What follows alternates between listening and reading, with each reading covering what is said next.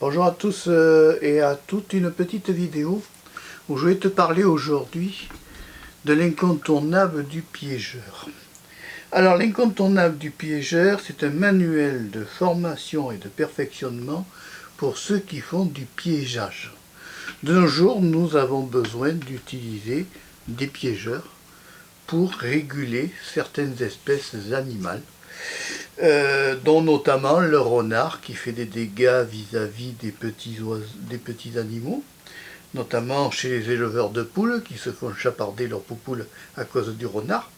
Et l'incontournable du piégeur, c'est un livre de Jean-Claude Saulnier qui est chez Versicolor Editor, qui est pour moi la Bible pour tout ce qui est toutes personnes qui sont chasseurs au piégeage, mais aussi garde-chasse, garde des bois.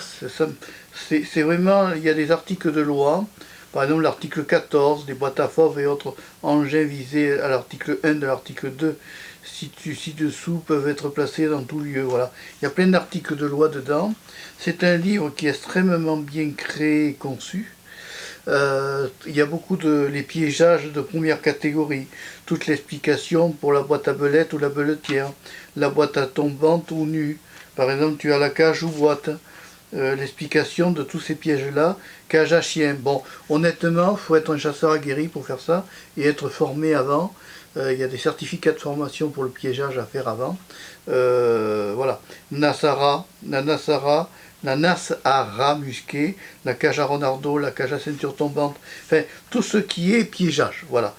C'est la Bible pour moi, hein, c'est la Bible du piégeage, avec des explications de réglementation, comme ce type de choses-là, qui ne peut être posé que par des gens réglementaires, ça aussi, attention. Celui qui pose un collet qui n'est pas piégeur, il peut se faire piquer par le garde et ça peut lui coûter très cher. Après, il y a toutes les races d'animaux dits, entre guillemets, nuisibles.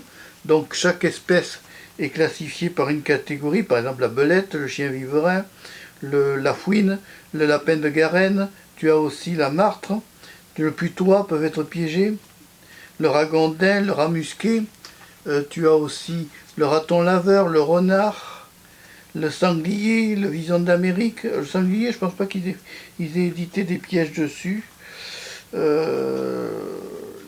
Les nuisibles, la bernage du Canada, tu vois, tout ça, c'est classé, c'est cité, c'est expliqué.